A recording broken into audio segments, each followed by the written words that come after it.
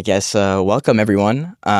This is the first edition of many of StandWithUs UK podcast, Ep.1. I'm Joshua Sinelnikoff. I'm an Emerson fellow. I've been doing it for the year of 2025 to 2026, and I'm here interviewing, talking. This is like a conversation with Isaac Grants and Yehuda Fink. And so, yeah, it's my privilege to have you guys here. And I mean, let's start off like completely. Yeah. What's your, like, how do you guys join StandWithUs UK? Wow, Yehuda, you want to maybe give your story first? You're the big boss in charge here. So Okay. So I'm managing director at StandWithUs UK, but I've only been at StandWithUs now for nearly 4 years. It'll be 4 years next month. So long story short, I was born in Israel. Won't say how long ago now. I'm getting to that age now. It's like, it was a while ago. But I was born in northern Israel, but I lived most of my childhood further down, sort of central south, in a place called Bet Shemesh, which has become like one of the biggest ultra-Orthodox communities in the country. But it wasn't like that when I lived there. And then when I was about 9, my parents, who were both born and raised in the UK, decided to move here with me and my siblings. So I was a kid, year 5. So then became a Londoner, which is why my Israeli accent is completely gone. But I did have one when I moved here. Grew up in Hendon, went to Hasmonean, both primary and secondary, and then did the gap year, which was like the thing. I was involved in Bnei Akiva, is what everyone did. Went and being part of Bnei Akiva kind of really instilled a big passion into me about being Israeli, which, I kind of had the bonus of having lived there, but I was just fascinated in Israel. I really cared about it. I dedicated a lot of time to Bnei Akiva, maybe too much time. When I did a gap year, spent a year in yeshiva, a place called Eretz Tzvi, which is a Bnei Akiva affiliated yeshiva. And then came back, went to UCL. And then when I finished at UCL, did a year working for Bnei Akiva. And then enough Bnei Akiva. And I went into teaching. So I started off as an informal educator at Yavne College, which is in a school in Boreham Wood. Large school now, I think about 1,000 students. Yeah. And then I sort of developed into a formal full-time teaching. So I first started teaching Ivrit, which is modern Hebrew, and then went into what was more my passion, which is history. I studied history at both BA and then I did an MA, whilst also working at the same time as a teacher. I did it at Birkbeck, which is the night school one, which was a lot of fun. Really, it was actually a different kind of lifestyle. I quite enjoyed it. To go at do your lectures at 6:30, 7 o'clock in the evening, it was quite nice. And then after 7 or so years of teaching, I was a head of year, so I worked my way up. I think it was kind of following the pandemic. I felt that I was moving away from not education, but the education system. Teaching was not. I love the art of teaching, but I feel, and I've been very open about this to my former colleagues I'm still quite close to, that I felt that teaching nowadays is not about the essence of learning anymore. It's too much about passing your exams and, it's not for the love of learning. And I found that really difficult, and data and things like that are not my kind of thing. So I got a phone call from an executive director of StandWithUs UK, who I knew quite well personally. And she said, listen, we've got this new guy coming in. His name's Itzik. He's going to be in charge and he's looking to recruit people. Let me put you in touch with him. So I had a phone call with this guy. His name's Itzik. And he says, yeah, let's have a chat. So I thought it was just a chat. So went to the pub, had a 2-3 hour chat.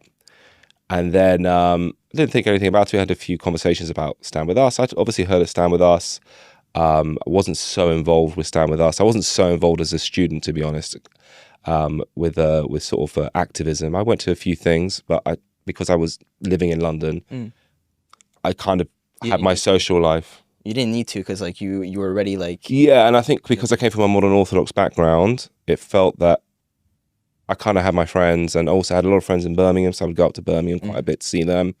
So I didn't feel like I needed it. But there was a lot of people that I know that, like the international students, particularly people who come from outside of London, like university social life is really important. So that's why I was kind of less involved. But I still cared about it. I went to a few, debates and tried to support. But it wasn't such a big deal at UCL, anti-Israel, anti-Semitism. It really wasn't. But I had a conversation with Itzik, and the next thing I get an email from him a couple of days later saying, "Oh, thank you so much for the interview." And I'm like, "Whoa, interview?" So I went straight to the head teacher. I was like, I want to let you know that I had an interview. I didn't realize it was an interview, but it was an interview. He's going to be in touch with you. And within a few weeks, I got offered the role to set up the schools and youth department. Okay, wow. So I was in charge of education for the school. Stand With Us is kind of known for mainly, what people kind of say the bread and butter of Stand With Us is university lifestyle, which is kind of what it was set up for originally in LA. And it was the same here. But schools is something that is so important. Students, high school students, that kind of thing, secondary school students, working with the youth is really important. So I was asked to set up that department. So I was a one-man show for about a year, building educational content. And then about a couple of years later, I was promoted to Director of Education, which kind of meant that I was then given the role and responsibility of campus. And that's when I kind of worked into campus work.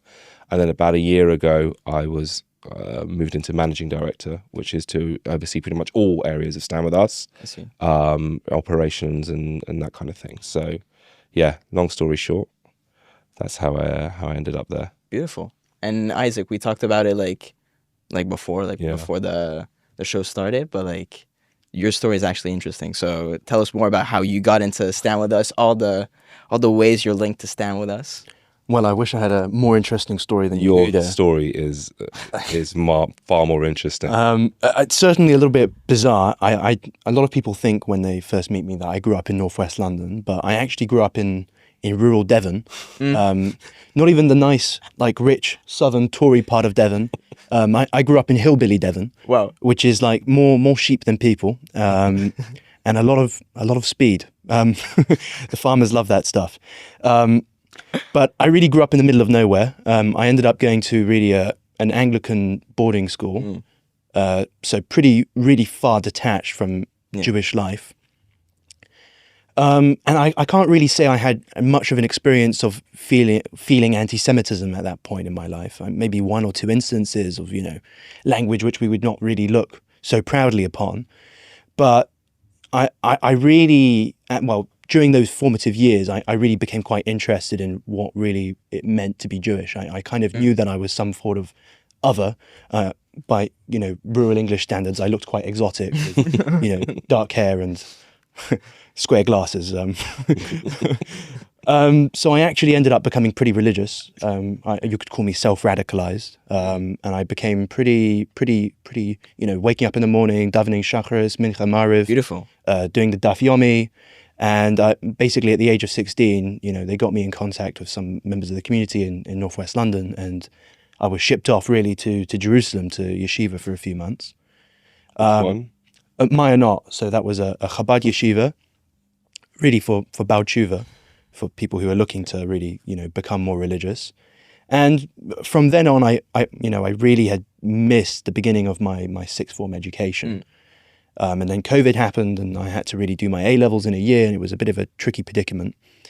But I kind of started even shifting into different ideas from really traditional Chabad kind of, philosophy into some kind of, harder forms. And even at some stages of my life, I would might even consider myself anti-Zionist. There was a great book. Crazy.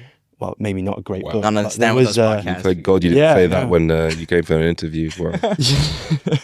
I was very interested in the philosophy of kind of religious anti-Zionism. So there's a book by Rabbi Shapiro called Zionism and the Empty Bandwagon, which kind of gives the kind of ultra-Orthodox perspective on why they are anti-Zionist. At least a portion of the community is.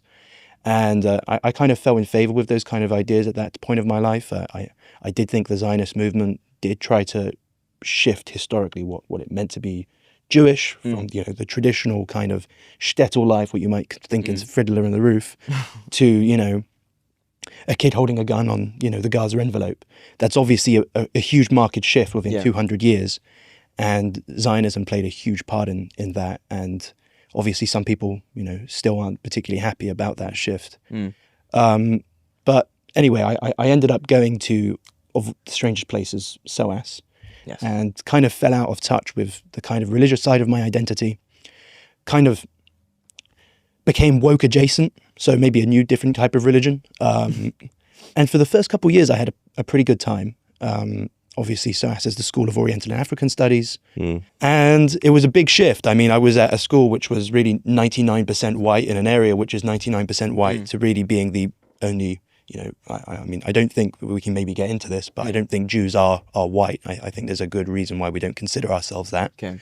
But to being really the only white assuming person within a lecture theatre of 300 people. And that was a huge shift, and I actually really, really quite enjoyed it until really October 7th, 2023. And really for no real shift in my personal opinions on what I considered about Israel or anything else. Suddenly there was really like a celebration at the middle of my university on October 9th. This was really before there had been any, oh, excuse me, response. And just to ask, that was after, I don't want to spoil Isaac Grant's story, but this was after you involved yourself with the Emerson Fellowship? No, or so before? This was before. Okay. And I was like looking around and I was seeing all my friends celebrating at basically the death of, innocent civilians. And I was thinking to myself, this is crazy, man. Yeah. And from there, it really only got crazier. I remember just walking to my university. I was really minding my own business. And then somebody starts like walking up to me as I'm talking to a friend of mine being like, don't bloody talk to him. He's a Zionist. Yeah. And I was like, how do you even know what my opinions are? I've never met you in my life. And at that time, I wasn't particularly forthcoming about what my views were. So my natural assumption was that somebody that was perhaps close to me must have, spilled the beans and shared, a list of Jewish people at the university, which is obviously quite intimidating. And I guess from that point on, I kind of realized that if I was going to be outed for not having an opinion, I may as well have one. And I had basically started... That's a good quote, yeah. So I basically just started doing as much as I could, trying ingratiating myself in different types of organizations. There was obviously the Technion. That was the first event I really had. So Alan Aziz, if you're watching, shout out to you. But Alan's a legend. Alan's a legend. Alan is a legend. Cool. That's pretty cool. But then shortly afterwards, I met at the time, basically the guy whose job I took, Daniel Marcus, and he was like, "Well, we're looking for somebody to really represent people from SOAS." There weren't many people who were raising their hands to do so. So I thought, why the hell not? Yeah. Trip to LA at that time. Now it's Vegas. That's Vegas. That's really where it all really began with my relationship with StandWithUs. It's also to point out, it's unusual actually. We don't usually recruit mid-year. So this was mid-year. So don't forget, Emerson starts in September. Yeah. October 7th, a month already of the Emerson Fellowship has passed. And because we'll get to, I think we'll talk about it more, but the October 7th galvanized so many people that we felt that we had to spring on this opportunity and bring people halfway through the year to join the Emerson Fellowship. So I think you were one of a few people who actually joined halfway through the year. Wow. Yeah, so there were a few of us that came in halfway through, and the way that worked in terms of the minutiae details was really that we as we joined halfway through, we only had to collect half as many points, which was great. A weight off the shoulder. Yeah. But although there was reduced benefits, which made sense, we hadn't put in all the work that the people that had been there for the full time had been. But that was really my kind of first relationship with StandWithUs, and I had to be honest, it kind of maybe not radicalized me, but really encouraged me, gave me a sense of, confidence. And I was training to be a lawyer. I ended up doing my master's degree the year after to train as a barrister.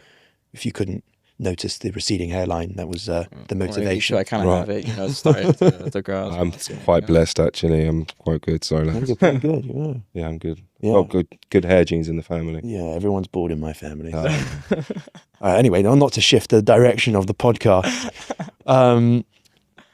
I had probably many panicked nights, many anxious nights. I had moved to another university in London, so City University of London, which was maybe a marginal improvement, emphasis on marginal, compared to life at SOAS.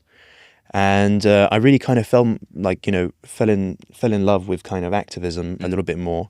But I was also maybe incredibly disappointed in some ways with the way that the student community had reacted.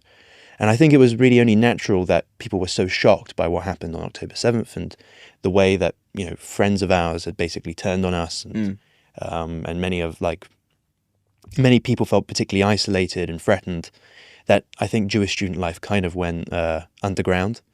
I remember like invitations to student events was basically only passed samizdat style, like in the Soviet Union, as if like as if you're going to like an underground illegal event, secret knock kind of thing. Yeah, insane. It was genuinely quite insane. And after a while, I started to feel a bit uncomfortable with the notion that we have something to hide. I don't think we have anything to hide, as we have pretty normal opinions, and I think it's really if anything, it's those on the streets that are calling for intifada and jihad and all of these quite really, really radical things that should be ashamed of what has been going on in universities. But for some reason, Jewish students took the burden of that, and I basically tried to create a movement which kind of changed that narrative a little bit more. We started to have like front-facing movements. We started organizing protests. There was an incident at KCL with, maybe I shouldn't go too much into the details of it, but... It was an academic. There was an academic, which will not have a name. There was an academic, and there was an allegation associated to this academic that they had been spreading Hamas propaganda, and this academic had come from a Hamas-affiliated territory. And really, like, there was no real change by the university. It doesn't seem. And there, all these Jewish students had been basically complaining, and there was no action, and we didn't really know what to do anymore. We had gone through all the ordinary kind of channels and pathways. And you were an Emerson fellow at that time? I had just graduated. Just graduated. Just graduated. But I was dealing with several Emerson fellows at that time. There was Ben Weinstein at the LSE. There was obviously that hugely event that we did outside at the LSE. There was a protest organized there because there was an event associated with learning.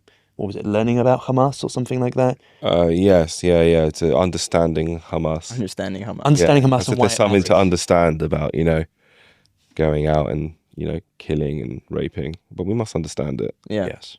But if you're a Zionist, there's nothing to understand. You're not allowed.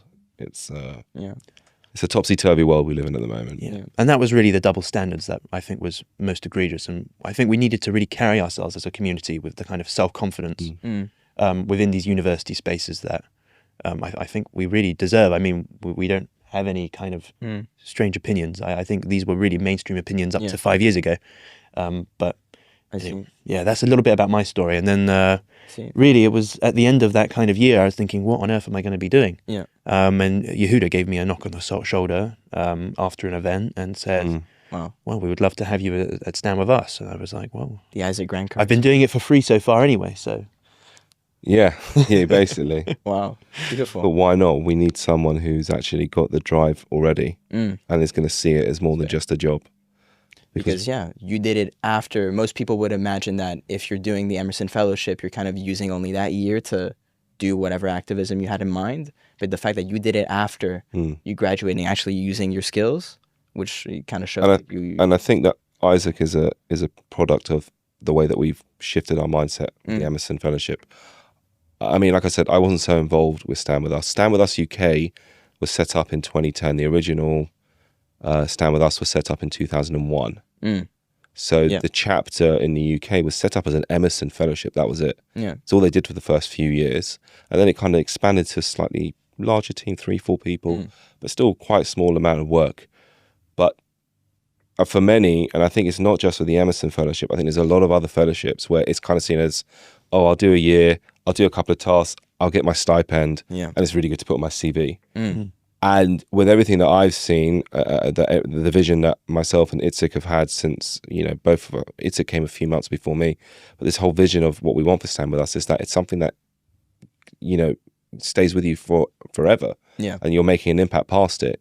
you know, so that's why we work with 14-year-olds. We don't just wait till university. When you complete the Emerson Fellowship, it's not, like I said to you guys yesterday at the graduation ceremony, this should not be the final thing that you do. Yeah. Whether it's with Stand With Us or not, this shouldn't just be like, okay, I've done it, I'm off. Like, there is a task to do. You need to do it.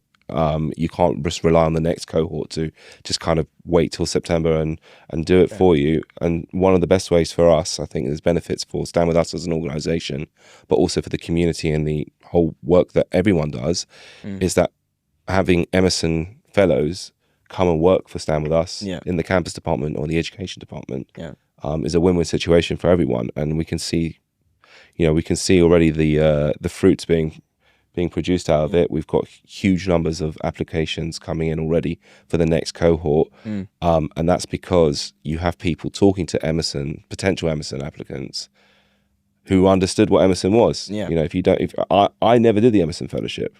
You know, I've tried to like direct it in certain ways, but I've never done it. The best person to listen to is an Emerson Fellow.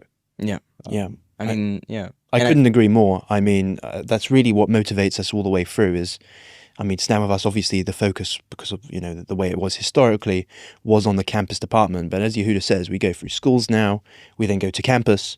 We now have, obviously, the Young Professionals Blue and White Club, and we do wider community events as well, quite regularly. So this is like, as an organization, we are really in touch with pretty much all sections of the community, and not just the Jewish community, but pretty much everyone that wants to get involved.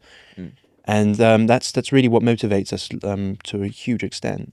But we are obviously growing pretty exponentially, and I think we have been for the last now 2.5 years especially. Like the need for people doing this type of work has never been more important. And obviously, to match that, there's obviously, I know ITSIC's been working particularly hard in terms of, you know, raising more money and, you know, getting more donors on board. And obviously that at the moment, sometimes there can be a limited cash pot for certain things, but we are really seeking to kind of grow Stand With Us to, you know, do more than what it's already doing. I see.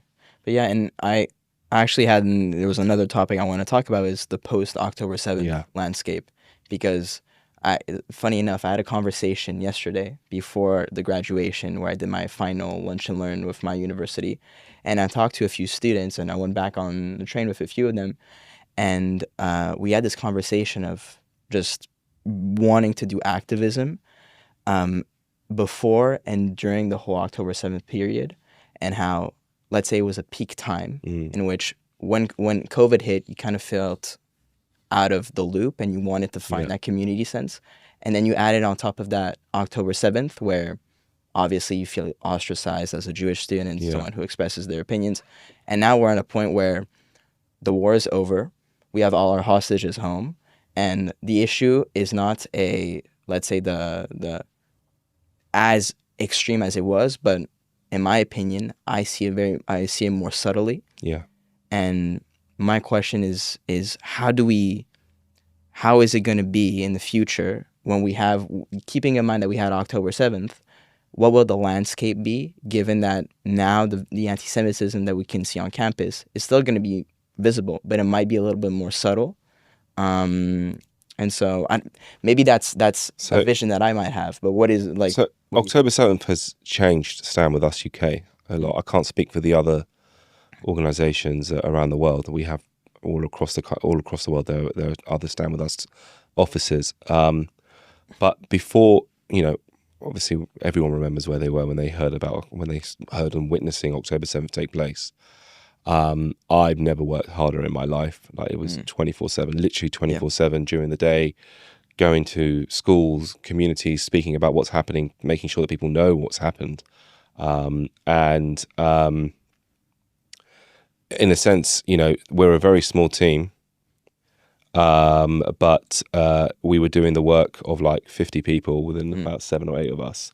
So we realized that people, and it wasn't because we were reaching out, people were, like, for the first time in a while, people were picking up the phone and saying, "Stand With Us, please come." There's not another organization that we feel comfortable asking to come and teach us about what's going on, support our students, get things going. There are other great organizations out there, but with Stand With Us, one of the things that's really like frees us more than maybe other organizations is that technically we're not a Jewish organization. Yeah. It's founded by Jews, mainly Jews, like run it, but it's technically not a Jewish organization. It's run very Jewish values, etc. But we're a Zionist organization, and Zionism is not just for Jews. You know, obviously there are non-Jewish Zionists because there are non-Jewish Israelis. Yes. We have our co-host. Here we go. Attending You're coming at as the well. fun part. You're coming to the nitty-gritty. Come in. Hey, mate. Welcome. Nice to see you, mate. Yes. So yeah, we realised that there really was a need for Stand With Us. I think beforehand we were making really good progress, but like steady. October 7th, explosion, the amount of work that we were doing, and also the amount of people who wanted to do something. Yeah. And we had that conversation and said, like, we need to get people to realise that this is not like an 18-month, 2-year period where it's kind of calmed down. It's going to stay here. The war is over, is coming to an end, and Israeli society is going back to kind of, it's changed, but they're going to be at peace, right? But here, you can see things, this has changed our society. We now have politicians elected on the fact that they say that they're going to uphold Gaza values. They're going to stand up for Palestinians. We've got people at the moment, we've got a council election next month.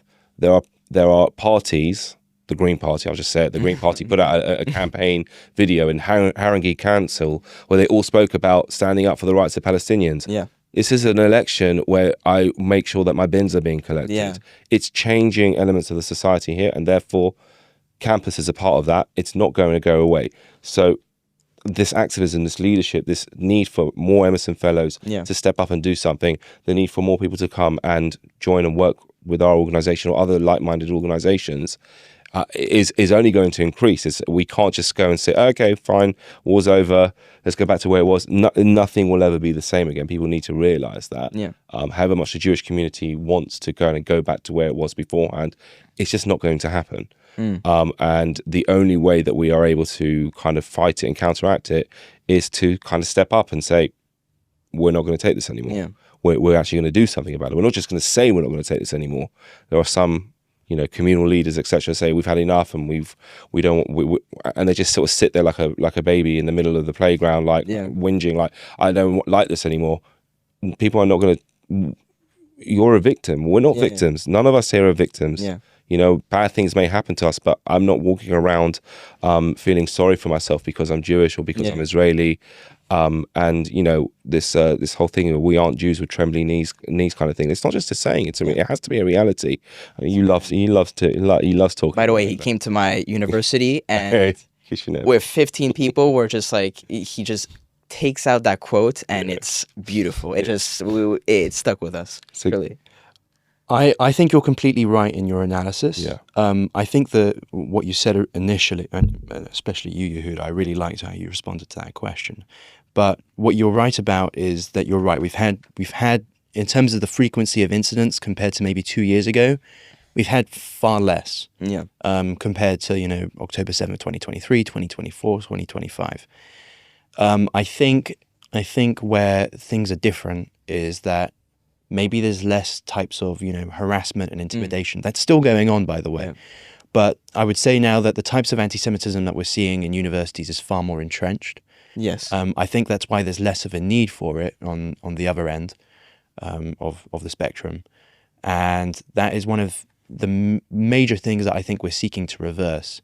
I think what the main advantages of Stand With Us compared to other organizations is, as you pretty much eloquently said, Yehuda, we aren't an organization looking for pity. We're an organization looking for action. Yeah. And the Emerson Fellowship is one of those kind of ways in which we do that. It's basically emboldening you to bring this onto your campus. We know that you guys are the experts on, the environment in your campus, and we try and provide you with all the support necessary to embolden you to really kind of reverse those changes that have been happening within the last 3 years especially. Yeah. So if you ask me, I know this is obviously a very controversial question within our own community, is like, how bad really is it? I personally think that the situation at the moment is existential. Universities aren't just important for young people. They're very important for society as a whole.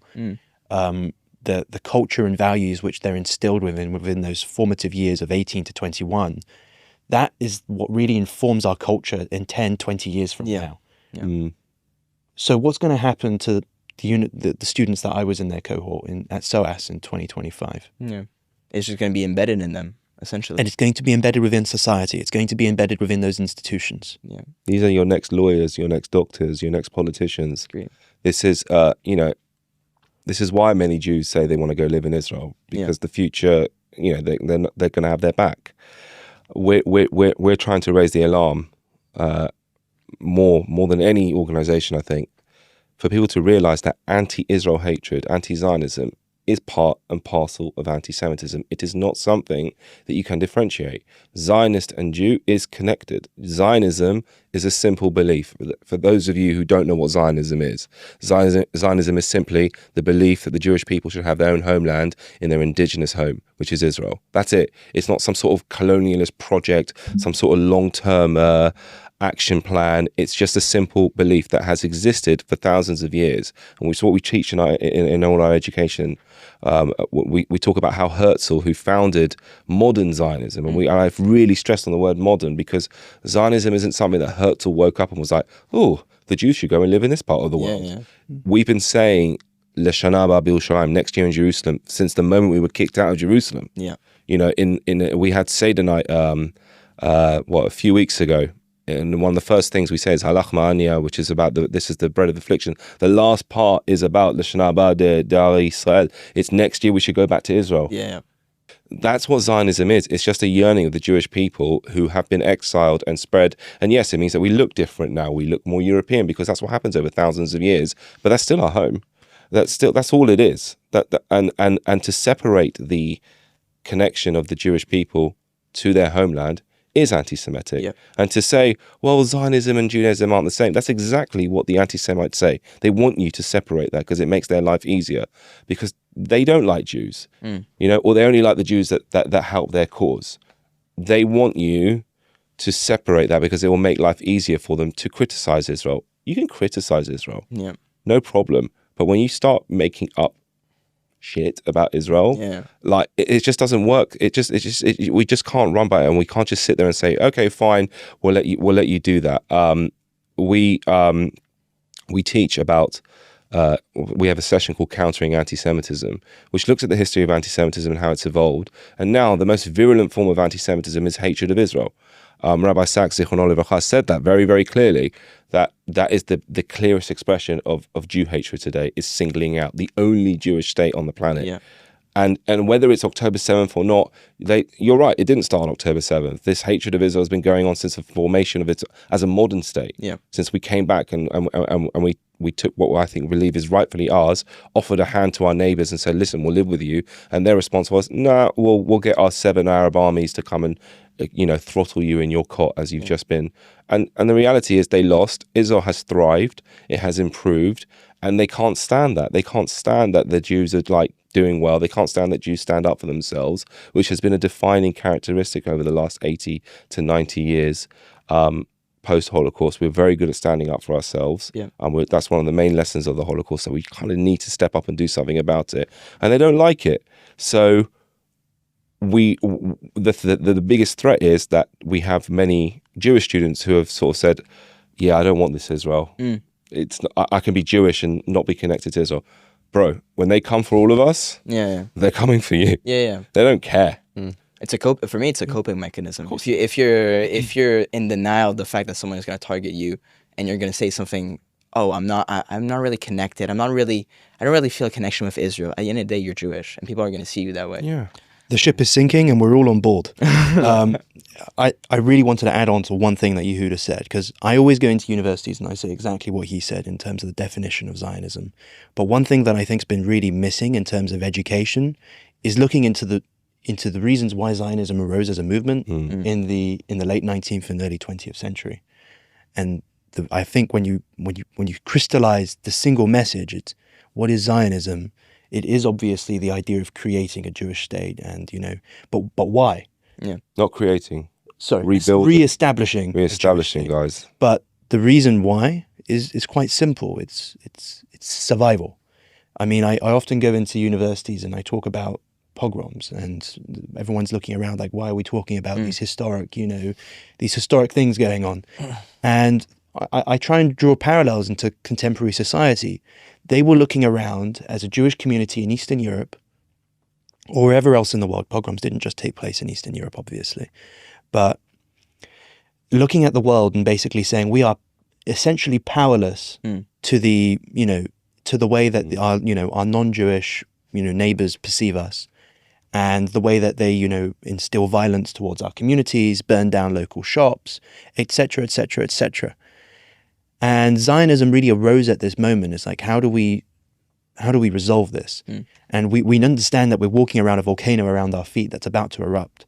And that's pretty much exactly how Jabotinsky described it. And there were a number of people at that time, especially in the Bundist movement, that were essentially in denial as to the horrors of what was going to happen and was really realized in the 1940s. But it all returns to one single point, which is survival.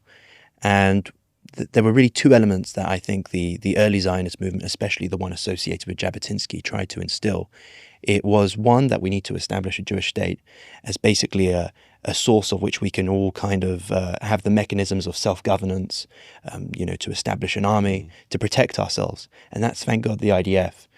But the second point is really changing Jewish consciousness. Yeah.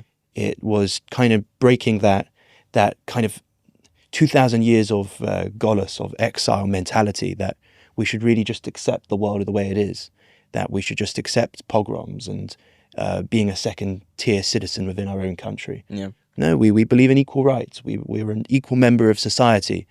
And that means if we're being forced into, a basement at, UCL or KCL, because anti-Semites don't like what we have to say, well, too effing bad. Yeah. And speaking about taking action, like one of our good friends and fellow at Stand With Us, Mark Ben Michelson. Shout out to Mark. Okay, a legend. This person, I just like to say, I remember when he explained it to me, very calmly said, "Oh yeah, I attended a pro-Palestinian talk with a professor," and he didn't. It's funny.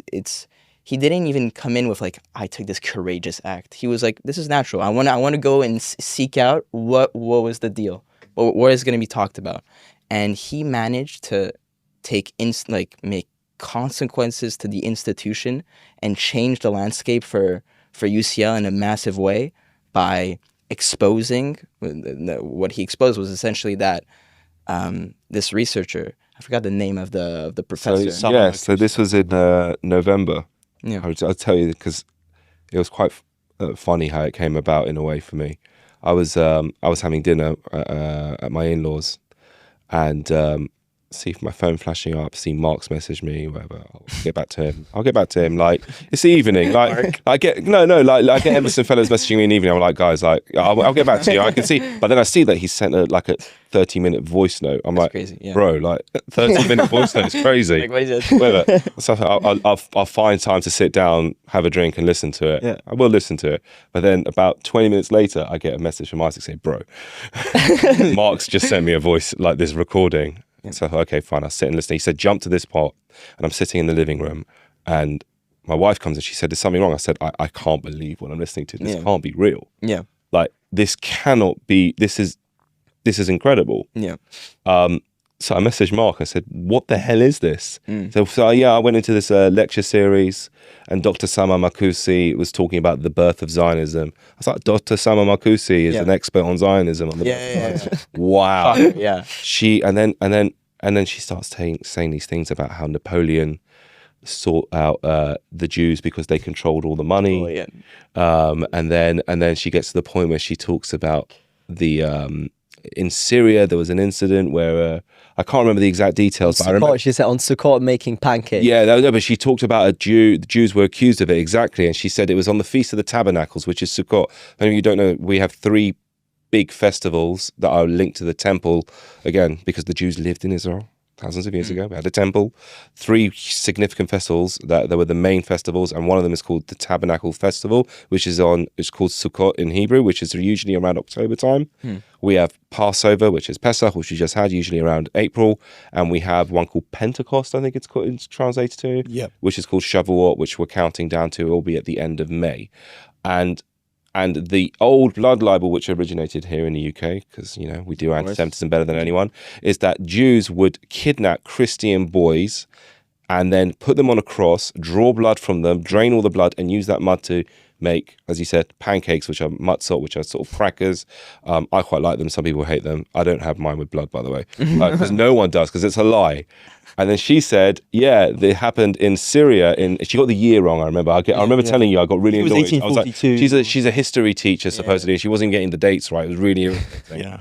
And it's she basically Passover, said, we had the pancakes. I was like, that's the best part. Firstly, we don't do pancakes. You can't make pancakes on Passover. Secondly, you said it was on Sukkot, which is not the right thing. And finally, which is the most important bit, we don't. This is a lie. And the way she just sort of said it wasn't like the Jews were accused of. She was like, yeah, so the Jews, they do this. Yeah. And Mark, I remember, said, what can we do about it? So immediately I actually got in touch with a lawyer friend, and I asked her for her advice, because I said, I'm about to upload this recording and I'm putting this online, people need to hear this. And she said, I said, is it actually legal for me to do it? She said, totally fine, there's no faces, like you can record someone and you don't have to tell them. And we put it up, and the result of that was the Palestinian, every single Palestinian societies on campus. How many Palestinian societies are there? I keep losing count. Do they have to read, like, it's like, you ever watch The Office? Yeah. When Michael Scott tries to set up his own paper company, he's like, I'll just open a new one. Michael, no, that's one of them. It feels like we have one Jewish society. Yeah. Friends of Palestine, I should it's ridiculous. They got shut down for the year. Hopefully they'll be permanently shut down. Yeah. But I think the most important, She got fired. She got fired, rightly so. Well, they said she wasn't employed anymore, but we're pretty sure that her name was on the website that night. It was. Put it up, and they scrubbed it.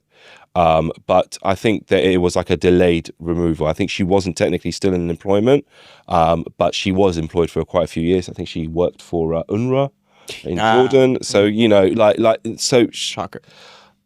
You know, but the way that it was, one of the things that was reassuring is how quickly the university dealt with it. The UCL actually, even though there's a lot of issues that I have with it, they dealt with it very quickly.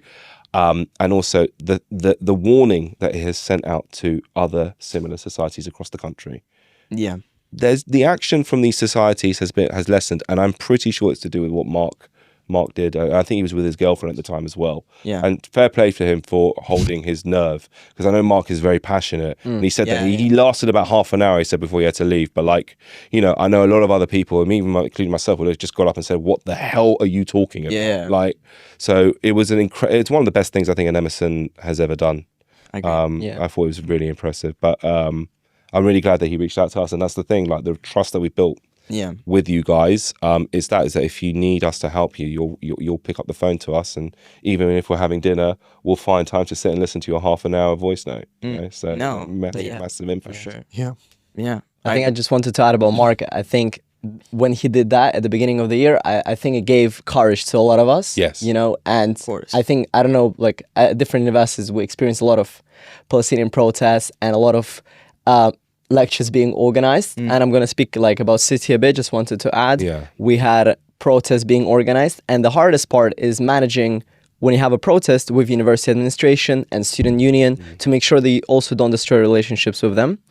And I think I personally experienced anti-Semitism on the campus myself, and the professors in our university, so Anthony Finkelstein, the president of our university, was targeted directly. Professor Michael Bangat of economics was targeted because of him being Israeli. Not just targeted, they threatened to decapitate him. Exactly. And in our corridors of our university, in Arabic, was screamed out, kill the Jews, which we found the recording later. But so now on our campus, all the protests are banned. So the only protests that can happen are outside of the campus. And I think that's like a small win that we can have. And the fact that Mark did it is like a little encouragement that we can see that even it might seem at the time when like the fight is like lost, we can still find some light. And I think like that act, what he did, showed to all of us that we can do something to change the trajectory completely. I agree. I mean, right after October 7th, I went and did every night, every afternoon. I was going to schools and communities, and I said, like, what's happening now is really important. It's a moment. We have an opportunity here. And I showed 2 videos. On the left-hand side, I showed clips of the immediate anti-Israel, and I call them anti-Israel protests, not Palestinian protests, because they're not shouting in support of Palestine here. They're using that as the umbrella, to like overshadow the fact that they're actually there to demonize Israel. And you saw the protests that the people going on the streets in New York, in parts of London, in Birmingham, Allahu Akbar, jihad. Right after October 7th, we see people on the streets in London celebrating October 7th. And I said, that's how they're behaving. And I showed them a clip of the first vigil in London, which was just outside Downing Street. People singing for peace, singing Hatikva, somber, but still hoping for peace. No chance for revenge. I remember I was there. And there was one person who said something like, let's flatten Gaza, and he was thrown out. People told him to leave. This is not what we are. And I said, that's the difference. That is the difference. They're 2 sides, they're not the same. And moral clarity. More serious moral clarity, and that's what we want from our Emerson fellows. You fight, but you fight with real clear morality. And sometimes you have to do things that don't look nice, like getting a society or multiple societies suspended. But it's the right thing to do because of what their actions are. And that's something that unfortunately many universities and parts of society here have grown too comfortable with, to just sort of say, oh, well, there's 2 sides, so let's try and balance it out. There's no balance here. One side is screaming for the destruction of an entire state. The other side is saying, leave us alone. Essentially, let's try and find a way to peace. And that's the way. And you're right. Mark gave you guys, I think, like a bit of a kick, I think, in a way, to see not just that you guys weren't able to do it, you realized what you were capable of. Really, exactly, and that you can really go and do it. And there've been other similar stories since then of people continuing to do great things, and not just Emerson fellows, other university students. So, but it's funny, like you're in high school and you're expecting to go to university. At least my experience was, well, I'm expecting to like fight fire, like just being Jewish. That was the reality. And then you arrive and you see a story like what Mark did, and you realize what happens on TV, the actions that a student, someone that is like me, can do and actually have impact is crazy. Crazy. But you had to deal with some stuff, didn't you, in City? Yeah, so at City, I mean, just to add more a bit, what we had to do with City, I mean, we cancelled so I think like what Mark did in UCL gave me like some courage a lot, like to me personally. And, we cancelled a protest, one of them happening at City. Then we cancelled the lecture organized by a pro-Palestinian society. They invited four lecturers that were even outside of the university, and they were the Middle East Eye Watch and etc. They like to be interviewed there as well. So we canceled these sort of events, and I think it gave us a lot of courage. I mean, obviously we didn't have a lot of success with canceling the societies fully, but we were able to get rid of City Action for Palestine on campus. So now they're fully banned, and if you're a known person that is involved in this organization, you're simply not allowed on campus. Then another student, right now there's an investigation ongoing, another student that did anti-Semitic act on me, there's an investigation going on him right now, and hopefully we'll hear some good news about some good news, hopefully. And so I mean, I think the fact that the people now think that they have carte blanche, to do whatever they want on campus and anywhere, I think what Mark did, and like us being Emerson fellows right now, shows us that, we can actually turn it around, because the mechanism has already started. But I think we have the courage and the strength on the campus, being in the leadership positions, being university students. Even if you're a university student, doesn't matter if you are Emerson fellow, doesn't matter if you're involved with any societies, you just have a right to stand up for yourself, I think, and stand up for what you think is right. And because you're a university, you're part of a bigger body, and I feel like every single student has to be welcomed on campus. You're paying your tuition fees at the end of the day, and you have to have a right to education.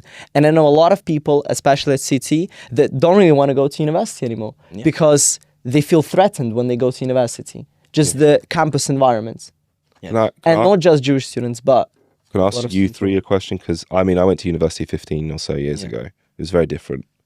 Listen, there were incidents. You know, there was a Palestinian movement and the anti-Israel motions, which always got squashed by the wider university population. UCL. I don't know whether that would be the same nowadays. It definitely isn't the same nowadays. But I don't regret going to university. I didn't have any issues. Do you guys regret it? Like, if you knowing what you know about life in university as a Jew and as a Zionist, if you had the option of go do an apprenticeship or even go study in a different country, do you regret going to university here? No, for me, I've always viewed the fact that, no, for me, university has always been a priority in the sense that doesn't matter what I will have in terms of like hardships. Yeah. University for me has always been a priority that I have to do. Now, the reality is I'm coming into university as a Jewish student. So that's the second reality that I have to face with. And for me, immediately, the point that I needed to highlight was to take action. And for me, that was taking leadership roles, doing the Emerson Fellow. But I think it's you're signing a contract with yourself that, look, if I'm in university, I'm also dealing with both realities. And the question is, do I hide away from the fact that I'm Jewish and I try to completely forget about it? Or I actually try to live with it, and the best way to live with it and to accept who you are is to take action. It's crazy we're having these conversations. I mean, it is actually crazy that we're having a conversation about what it is to be Jewish, just openly. But in London. Yeah, in London, out of all places. In London. I always looked at other countries. I think France has had a big problem for a long time. Other parts of Europe have had similar problems. But I always felt like, you know, in the UK, I always was like that comfort. We're good. I think the Corbyn era, it's the island mentality. I think it's harder to, you know, for things to reach us in a way. Like there's always been this sort of thing. But also just sort of, this country's always been quite a tolerant, like, society. But I think when Corbyn like came through and his influence, and I think that's he might not have become prime minister, but the movement has seeped through to university big time, because don't forget he was massively popular with young people, and you know, they were willing to sacrifice, you know, the Jews for their wider socialist sort of policies and visions, which, you know, on the face of it, some of them you could have agreed, yeah, they were good, but in the expense of the Jewish community. And before that sort of thing would have been unthinkable. If a party came along with great ideas but hated Jews or openly hated Muslims, Gone. You wouldn't stand for it. You know, you wouldn't stand for it. And I find it's desperately sad. I mean, Julia Hartley-Brewer was awarded the Beacon of Light Award yesterday from Stand With Us, and she said, she said, I'm a bit ashamed to receive it because I've been awarded for just saying, like, leave the Jewish community alone. Like the fact that you have to give awards for that kind of thing nowadays in this country. And this is something I didn't think I could see 15 years ago. So I find it very interesting that people still want to go to university, by the way.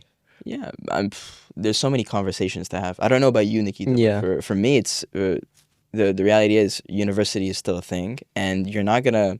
A lot of people I feel like are in denial, or they try to separate their personal identity with their university life. And they arrive at university and like, well, I'm not really Jewish anymore. You know what I'm saying? Like, I don't need to show that aspect of myself.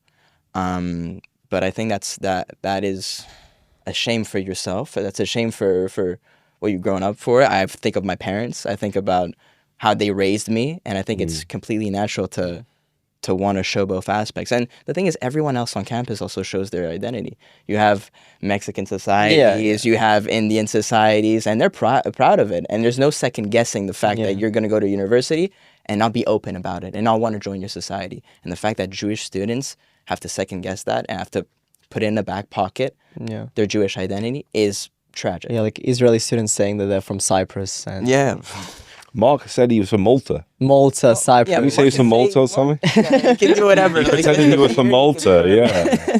But this is like I think a very unique double standard to contemporary anti-Semitism. I mean, there was a big thing with the Uyghur genocide going on a few years ago. You guys might remember that was but there was no Chinese restaurants that was taking down their Chinese flag from their restaurant, you Yeah. know, and there wasn't this sense of like collective guilt that just because you're Chinese, we're not going to talk to you.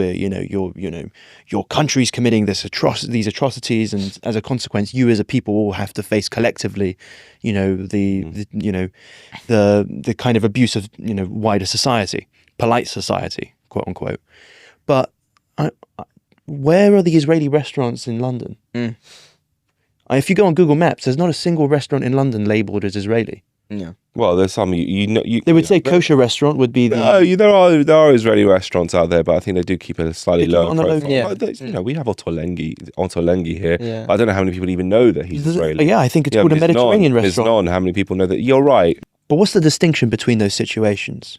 I mean, why does an Israeli have to fear for expressing their Israeli identity? It's numbers. I think it's just numbers. I think this is the thing. Why the Jewish people easily been targeted for the last thousands of years is because we are dispersed. We're not big numbers. The largest Jewish community outside of Israel is in the States. And even they're finding it tough in some areas. They're saying it's never been worse. And then here, there's arguments as to how many are, but let's say up to 300,000 people, Jews, live in this country. That's nothing. Yeah. France, I think, is like the third largest. Third, yeah, 400,000, 500,000. Yeah, they have huge numbers, and they for in Jewish terms, but in the rest, it's still tiny. It's easy to pick on the little guy. The Chinese community is big. It's significant. It comes from a country which has incredible amounts of influence.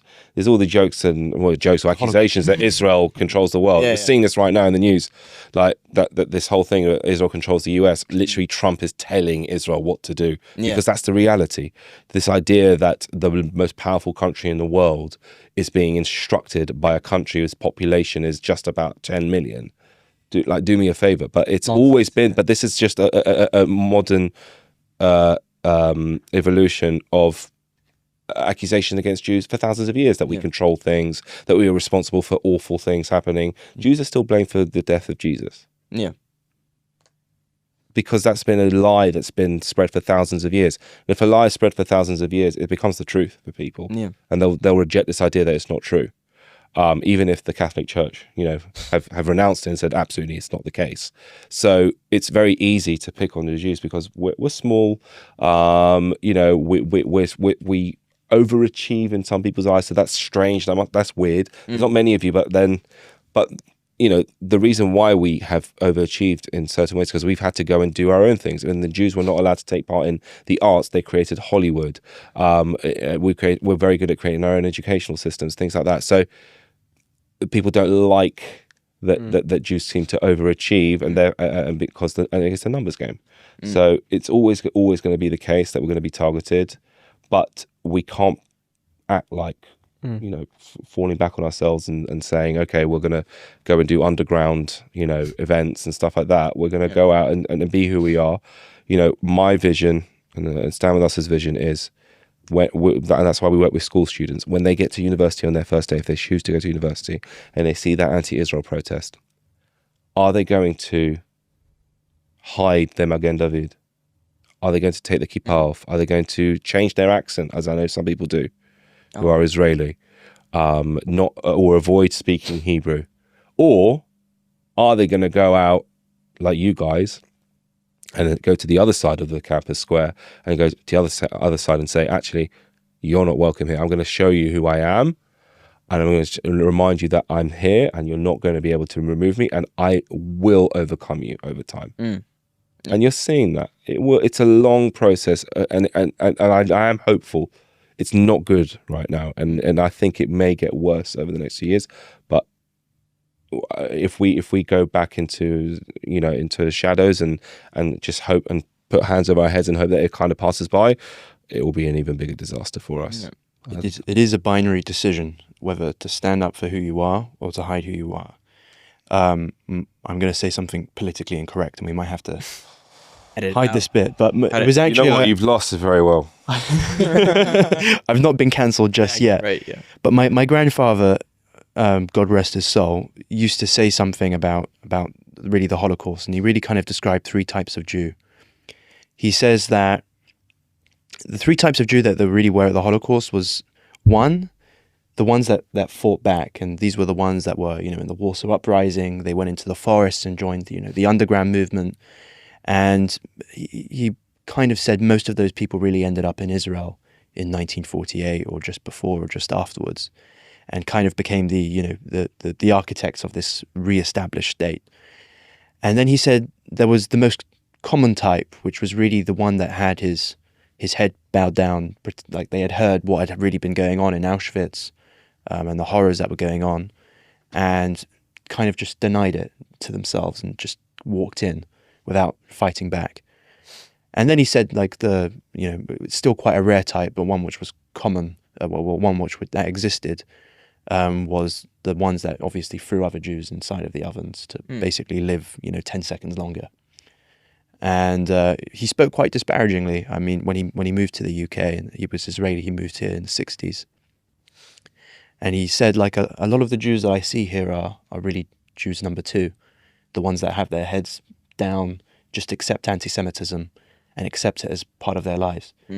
That's not what we should be doing. We really need to, if we are going to survive, we have to follow the Israeli option, Israeli model. And that's being proud for who we are. I see. Yeah, for sure. I hope I survived. Yeah. Oh, it was good. You know what? I was very concerned, but that was not as bad as what you said in the office. Yeah, I mean, and also one thing that we started to talk about high school and how we also start from there. Stand With Us UK is relatively new in comparison to Stand With Us in the US, which is where it started. And we recently went to the Las Vegas conference, and we got to meet the Australian delegation, the Brazil delegation, all these delegations. 16 countries. 16 countries. Wow. Yeah, it's amazing how it expanded. And it's also a shame to see that we need to have these like points everywhere in the world now, because it's a problem worldwide. But my question is, in the future, what does the future look like for Stand With Us UK? Is there a world in which high school students who are in public schools, like they do in America, will do a similar thing from the Emerson Fellowship, where they have also a role on their high school? What's the deeper, like? So this is part of the vision that and that's partly why I joined Stand With Us. It's because I didn't want it to just start at university. We need to inspire people from a very young age to fall in love with Israel properly, not just see it as a place where they have family and go to the beach in Herzliya, So we have a program called Startup, which was something that I even started working on before I even joined Stand With Us properly. It was like in the months before I properly joined. And it's a leadership program, and it doesn't talk about the wars.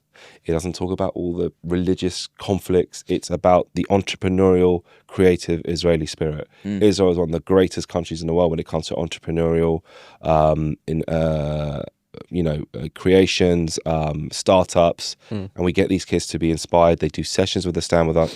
They're selected, by the way, a bit like the Emerson Fellowship in a way. They have to apply, they get interviewed, they get offered. These are 14, 15-year-old students at school. So we give them this kind of like merit of understanding, I really earned this. I wasn't just added to this program. And they do these sessions and they work on a project. The graduation actually is Sunday for this current cohort. And they work on projects for 2-3 months after doing 8 or so sessions where they learn about leadership skills and qualities and how to really work in a team and what entrepreneurism is, and inspirational Zionist entrepreneurs. Herzl is an entrepreneur. He changed the world. He disrupted the status quo of the world. And they come up with a project. It could be a hypothetical one, or it can even be one that they can really make into reality that connects British and Israeli people closer. It could be from a communal level, it could be a national level, technology, it could be a scientific kind of thing, it could be a social action kind of thing. They work on it. The beauty of it is that they work on this independently in their groups. They come and present it for like 5 minutes each. They do a proper pitch. This is our idea, how we came to it. And then they get awards, and we award about 5 students a year with a trip to Israel the following year with us. So we've done 2 trips. We did one just past February, and hopefully next February we'll take another group, and they'll find out on Sunday who those 5 are. Hopefully take more. But the main thing is that we tell the schools whose students, and we go into the schools and we get the students to apply. This is all extracurricular. I said to them, you're winning something here. Yeah. You're getting proper leaders back at the age of 15 or so. They're going to come back and they're going to contribute. And they connect with us through sixth form as well. We do a lot of programming in sixth form. We run educational sessions. And then they'll be at university. When they get to university, they'll know who Stand With Us are already. For many people, they found out about Stand With Us when they got to university. I don't want that. I want them to know who we are. I want them to know some of the staff even, and be a part of the Stand With Us family that I spoke about yesterday, that will guide them and support them and encourage them to make the difference on a personal level and on a wider level. So I think the real test of success is going to be in the next couple of years, where the first startup cohort are kind of coming into university, and hopefully they'll be part of the Emerson Fellowship and go on and do more things. But as well as that, my aim is I want to see Emerson Fellows join Stand With Us, become part of the full-time workers, go back and do the things that Isaac has done, support Emerson Fellows in the future, whether it's through an alumni work network or actually through full-time campus officer work, go around and be educators, because real education is through passion. If you can show that you're passionate about something, people will see that they should care about it as well. If you're just doing it as a job, it doesn't come off as well as it should. So if you're doing it because you really care about it and people can see, that's how we're going to make a difference. We're going to see better education. We're going to see better informed people. There's so many people that still who are passionate Zionists but don't know much about Israeli history, which is a crying shame. So we're still, we've had incredible success. We're regularly in some of the mainstream Jewish schools in this country and other non-Jewish schools. We go and reach. We had Emersons from 16 different universities this year, hopefully even more next year, from across the United Kingdom and Ireland. Although we had someone from the Republic of Ireland, but I still haven't heard from him. Don't know what happened to him. Still don't know where he is. If you're watching this, answer my messages. It's too late. We've graduated. But it's to continue in expanding and reaching all parts of the country to really find real gems. And I meant this yesterday. Like this cohort, particularly your cohort, has been phenomenal. There's only so much you can get from an interview and process, but that induction retreat we did in September has worked wonders because you guys bounced off each other. And that's how Emerson Fellowship cohorts succeed. When you support each other and you are inspired by one another. Yeah, it's a fellowship. It's a fellowship. We do our work and whatever, and we're here to support you. But you're the guys who really make the big difference because you're there. You're the real boots on the ground. And we've had some real success and real impact. So I just want more and more people to feel comfortable in their own skin and know that there is an organization there that will give them those opportunities, empowerment, to lead, to educate, to inspire other people. As I keep telling people, we are very much just getting started. We're continuing to increase. The sky's the limit, and we're nowhere near there yet. So we're doing well. Make sure to apply. Apply now. Apply now. And also, no, I think, as you said, I think the future is super bright. I know so many people in my environment who want to apply, who are super into it. And also, we have to also plug and give a shout out to the fact that on May 17th, we have a round. Is it May 17th? May 17th and 18th, we've got our annual fundraising campaign. So please do support us. If you're an Emerson Fellow, please support us as well in an active way. We're going to be on the streets raising awareness about Stand With Us and the work that we do. So every pound that's raised makes a huge difference to all the work that we do, whether it be Emerson Fellowship, our school activities, our communal activities. We're here to support you guys. So please, for the 36 hours, support us to help make a difference. Continue making. If I could finish on one last thing, yes, there's a great app called Hinge. If any of you have heard it, maybe you seem familiar. This might get you cancelled. This might be the politically incorrect. I don't know if you know the little marketing thing that they what Hinge you can put is for. Jewish as a category. No. What is the point of Hinge? And the point of Hinge is quite. It says this is Hinge. The app was made to be deleted. That's their marketing strategy. That's how they present it. And I think that's the way that we should really be perceiving Stand With Us. Stand With Us is here to fight an issue which is anti-Semitism and disinformation about Israel. I run a blog within the newsletter about basically disinformation. I don't want to be doing that. I don't want there to be a future where in 10 years' time there's someone else, basically writing about online misinformation or disinformation. Yeah. I don't want to be dealing with students who are, crying to me about anti-Semitism, freshers who are basically traumatized within their first week of university. And there are so many horror stories. If we want to get to that point, that success stage where we as an organization can be deleted, where we're no longer relevant, we have to make those kind of strides. It requires exactly what Yehuda said. We need more Emersons. We need more donations. We need more staff. We need a lot more things. Yeah. We need more capital, more capacity. And it is possible. Yeah. I mean, only with the thing that I'd say with your support about Stand With Us is that a lot of people ask questions like, what is your mission? What do you guys do? And it's the long mission that's on the website, supporting Israel, fighting anti-Semitism, education is the road to peace. And those things are important, but I'd put it in a very simple terms, is give Israel a fair chance. You can talk about any country in the world. You can criticize them. You can say good things or bad things about them. That's fine. But do it in a fair way and give Israel a chance. The way people speak about Israel makes no sense, and it comes from a deep, deep hatred and irrational hatred that consumes people and is a bit like a cancer. So giving Israel a chance, that's all it is. That's what I tell people when I explain as to who we are. We'll only deal with facts. We'll speak with pure honesty. Some things you're not going to like. You're not going to like some things because they go against your narrative.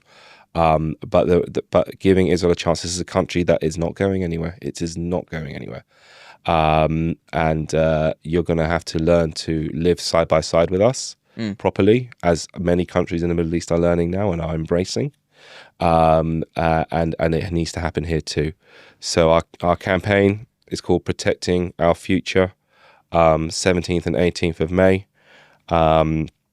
And all the money goes straight back into the community to making a huge difference. So Yeah, and I think if I can add one last word is, I think on behalf of me, Nikita, and the entire Emerson cohort, thank you guys for the work you do, because we're at the end of the day, we're university students, and this is our fellowship, but you guys are literally putting your full-time work and effort into this, and it means a lot for us. So thank you, Yehuda. Thank you, Isaac. Thank you for being such a great ambassador, really, of Stand With Us on your campuses. Yeah. Without you, we're nothing. So Yeah, Which is good. I guess we can say this was a great SWU UK TV podcast, episode 1. And yeah, it was a great year to be an Emerson Fellow this year. Great. And making best friends. yes, amazing. and thanks to the cameraman. Thank you. Thank you. Thanks, guys. I think we're good.